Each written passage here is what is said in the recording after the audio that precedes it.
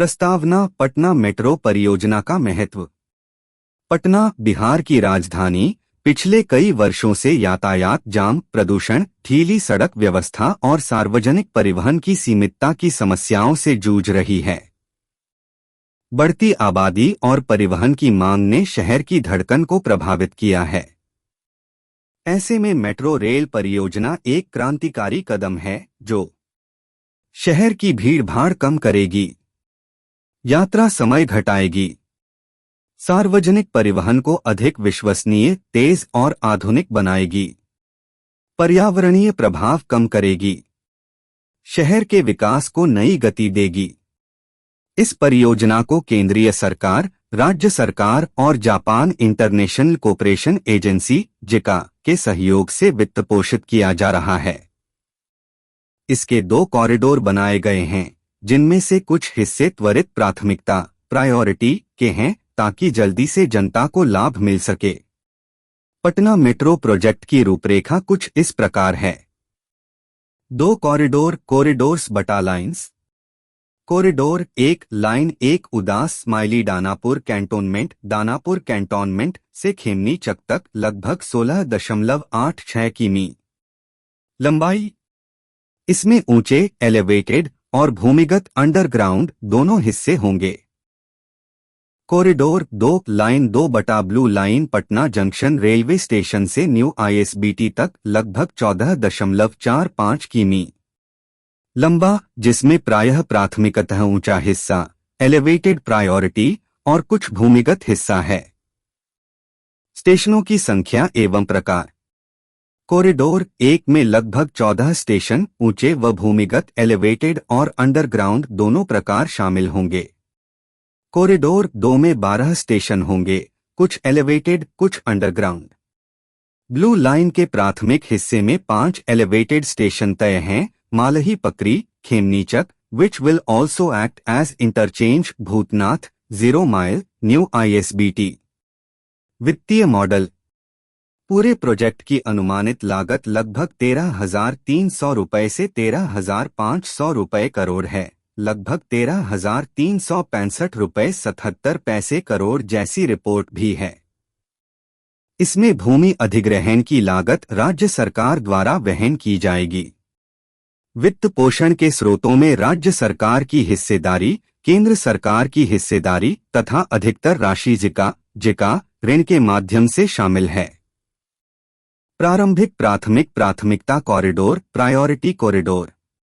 Corridor 2 का एक हिस्सा, ऊंचा एलिवेटेड प्राथमिक खंड, प्रायोरिटी स्ट्रेच, जो कि न्यू आईएसबीटी से मालही पकरी के बीच है, जिसमें 5 स्टेशन हैं, वह प्राथमिक रूप से जनता के लिए जल्द खोलने की योजना में है ताकि कुछ राहत मिल सके। प्राथमिक कॉरिडोर, एलिवेटेड प्रायोरिटी स्ट्रेच की प्रगति। यह खंड लगभग 6.49 किमी लंबा है, जिसमें 5 स्टेशन शामिल होंगे: Malahi Pakri, Khemnichak, Bhootnath, 0 mile, new ISBT. इस हिस्से का निर्माण लगभग 90% पूरा बताया गया है। अनेक सिविल वर्क्स, स्टेशनों की संरचनाएं, पियर्स, स्तंभ पियर्स, यू-गर्डर इत्यादि भूतपूर्व रूप से स्थापित हो चुके हैं। आईएसबीटी मेट्रो डिपो बैरियाचक बटा रामचक बैरिया क्षेत्र में स्थित है। इसका सिविल वर्क बड़ा हद तक पूरा है। फिनिशिंग एवं संचालन संबंधी तैयारियां हो रही हैं। परीक्षण बटा ट्रायल रन की स्थिति। प्राथमिक कॉरिडोर के इस हिस्से पर ट्रायल रन की तैयारी हो रही है। पहले यह तय था कि 15 अगस्त 2025 तक यह आरंभ हो जाएगा, लेकिन कुछ देरी हुई। अगस्त की गोलबंदी में यह तय था कि कुछ स्टेशन भूतनाथ, 0 माइल, आईएसबीटी प्रारंभिक रूप से खोले जाएंगे। बाद में यह तय हुआ कि ट्रायल रन लगभग 20 सितंबर 2025 के आसपास शुरू होगा और सार्वजनिक सेवा पब्लिक लॉन्च अक्टूबर 2025 में हो सकती है। भूमिगत हिस्सों की प्रगति। कॉरिडोर 2 के अंडरग्राउंड हिस्से Fraser road to Rajendra Nagar आदि पर कार्य चल रहा है। 7 भूमिगत स्टेशन निर्धारित हैं। कॉरिडोर 1 के अंडरग्राउंड मार्गों पर भी निर्माण प्रगति में है। टीबीएम टनल बोरिंग मशीन्स द्वारा खुदाई का काम जारी है। स्थिति संबंधित चुनौतियां। जमीन अधिग्रहण लैंड एक्विजिशन और स्थान हस्तांतरण लैंड पोजेशन से जुड़े मुद्दे अपेक्षित समय से कुछ हिस्सों में विलंब ला रहे हैं, लेकिन अधिकारियों का कहना है कि अधिकांश भूमि संबंधी समस्या हल हो चुकी है। भूमिगत खंडों में मृदा सॉइल स्थिति जटिल है, जैसे कि मुलायम माटी सॉफ्ट सॉइल या पानी का स्तर अधिक होना, जिससे टीबीएम कार्य धीमा पड़ता है। निर्माण के दौरान आस पड़ोस की इमारतों पर्टिकुलरली हेरिटेज बिल्डिंग्स विश्वविद्यालय आदि में कंपन या हल्की दरारें होने की घटनाएं हुई हैं, विशेषकर जब भूमिगत टनलिंग काम हो रहा है। उदाहरण के लिए पटना विश्वविद्यालय की कुछ इमारतों में दरारें पाई गईं। अधिकारियों ने मरम्मत का आश्वासन दिया है। प्रशासनिक एवं अन्य तैयारियां। सरकारी समीक्षा बैठकें, प्रोजेक्ट मैनेजमेंट ग्रुप डीएम, राज्य सरकार आदि नियमित हो रही हैं। काम की गति और बाधाएं निराकरण किए जा रहे हैं। वित्तीय संसाधन उपलब्ध हैं। जिका ने ऋण प्रतिबद्धता की है। राज्य सरकार ने भूमि की व्यवस्था की है। उत्तरदायी एजेंसियों डीएमआरसी आदि के साथ समन्वय बना हुआ है। उद्घाटन की संभावित तिथि। प्राथमिक खंड प्रायोरिटी कॉरिडोर की सार्वजनिक परिचालन पब्लिक ऑपरेशंस की शुरुआत की उम्मीद अगस्त-सितंबर अक्टूबर 2025 थी। चूंकि 15 अगस्त की लक्ष्य तिथि पूरी तरह नहीं हो पाई है, ट्रायल रन और सार्वजनिक उद्घाटन थोड़ा पीछे खिसका है, लेकिन अक्टूबर 2025 में कुछ हिस्सों को सार्वजनिक कर देने की योजना है। पूरा फेज 1 कार्य। पूरे फेज 1 दोनों कॉरिडोरों के महत्वपूर्ण हिस्से एलिवेटेड व अंडरग्राउंड के पूरा होने की उम्मीद 2026 या उसके आसपास की है। यानी कि भूमिगत स्टेशन, भूमिगत मार्ग, शेष एलिवेटेड भागों की भी काम प्रगति पूरी होगी। भविष्य की विस्तारण योजनाएं। मेट्रो को अन्य शहरों या उपनगरों से जोड़ने की संभावना, जैसे बिहटा एयरपोर्ट या अन्य नए स्टेशन जोड़ना यदि आवश्यक हो। Multi modal transport integration, railway station, ISBT, बस सेवाएं, इंटरमीडिएट पब्लिक ट्रांसपोर्ट आदि के साथ समेकन किया जा रहा है ताकि यात्रियों को सुगम लास्ट माइल कनेक्टिविटी मिल सके।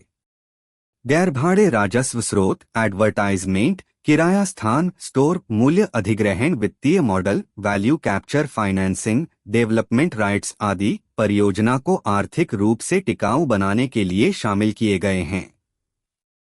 प्रौद्योगिकी और निर्माण संबंधी चुनौतियां। भूमिगत खंडों में मिट्टी की स्थिति, भूजल स्तर, जमीन का कंपक्शन, स्टेबिलिटी आदि समस्याएं काम को जटिल बनाती हैं। टीबीएम मशीनों से टनलिंग गति अपेक्षित नहीं हो पा रही है कभी-कभी। रेडिट +2 रेडिट +2 ऊंचे हिस्सों एलिवेटेड में स्तंभों, गर्डर, यू-गर्डर आदि के बड़े-बड़े घटकों को स्थापित करना और ट्रैफिक बाधाओं का प्रबंधन करना जटिल है। भूसंपत्ति एवं अधिकार लैंड प्रॉपर्टी राइट्स। भूमि अधिग्रहण और निर्माण स्थलीय अधिकार पोजेशन लेने में देरी होती है, जिनमें कभी-कभी निजी संपत्ति, दुकानों आदि मालिकों से समझौता करना पड़ता है। हेरिटेज इमारतों के मामलों जैसे पटना विश्वविद्यालय की हवेली आदि जहां निर्माण से कंपन होने की वजह से दरारें आईं, सुरक्षा एवं संरक्षण के दृष्टिकोण से ध्यान देना होगा। निर्धारित लक्ष्यों जैसे 15 अगस्त 2025 उद्घाटन को समय पर पूरा करना मुश्किल रहा है। कोई कार्य देरी पर हैं। गुणवत्ता नियंत्रण, सुरक्षा परीक्षण, सिग्नलिंग, बिजली आपूर्ति आदि अंतिम चरणों में अक्सर अपेक्षित रूप से समय लेते हैं। वित्त एवं बजट। कुल लागत में वृद्धि, निर्माण सामग्री के दाम, मजदूरी में बदलाव आदि बजट को प्रभावित कर सकते हैं। जिका ऋण मिलने की प्रक्रिया और राज्य एवं केंद्र सरकार की हिस्सेदारी सुनिश्चित करने की जरूरत है। हालांकि अब तक ये चिंताएं दबाव में हैं, लेकिन धन संबंधी बाधाएं प्रमुख जोखिम हो सकती हैं। सार्वजनिक स्वीकृति एवं उपयोग परितोष राइडरशिप अनुमान। यदि स्टेशन या सेवाएं समय पर पूरी तरह चालू न हो, जनता में अपेक्षित भरोसा नहीं बनेगा। यात्रियों को सुविधाएं, विद्युत पुल, लिफ्ट, एस्केलेटर, सूचना प्रणाली, सुरक्षा आदि चाहिए। लास्ट माइल कनेक्टिविटी यानी स्टेशन से घर या कार्यालय की दूरी का प्रबंधन महत्वपूर्ण है। बस, ऑटो, पैदल मार्ग इत्यादि। यात्रा समय में बचत। यात्रियों को ट्रैफिक जाम से बचने में मदद मिलेगी, विशेषकर भीड़भाड़ वाले मार्गों पर, उदाहरण स्वरूप पटना जंक्शन, न्यू ISBT खंड आदि। पर्यावरण में सुधार। सार्वजनिक परिवहन विकल्पों के उपयोग से निजी वाहन कम होंगे, जिससे वायु प्रदूषण और ध्वनि प्रदूषण घटेगा। आर्थिक गतिविधियों को प्रोत्साहन। स्टेशन आसपास की जमीन, लैंड वैल्यू बढ़ेगी, छोटी दुकानें, व्यवसाय एवं सेवा उद्योग स्टेशनों के निकट खुलेंगे, रोजगार के अवसर बढ़ेंगे, जैसे निर्माण कार्य, स्टेशन प्रबंधन, संचालन, रखरखाव आदि में। शहरी नियोजन और विकास। शहर की सड़कों, मार्गों, पुलों आदि का पुनरुज्जीवन, शहर की आधारभूत संरचना, इंफ्रास्ट्रक्चर को सुधारने का अवसर। मल्टी मॉडल इंटीग्रेशन से सार्वजनिक परिवहन प्रणाली की समग्र विश्वसनीयता बढ़ेगी। पर्याप्त निगरानी एवं समय सीमा का पालन। नियमित समीक्षा, परियोजना प्रबंधन समूह PMG आदि की बैठकें समय समय पर हों, ताकि कार्यों की प्रगति में बाधाएं तुरंत पहचानी और दूर की जा सकें। गुणवत्ता और सुरक्षा पर बल।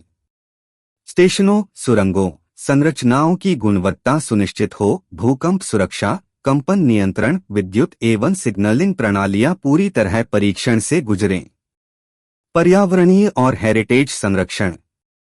विश्वविद्यालयों और पुराने भवनों के आसपास काम करते समय वाइब्रेशन कंट्रोल, मॉनिटरिंग आदि का ध्यान हो, दरारें हुई तो तुरंत मरम्मत।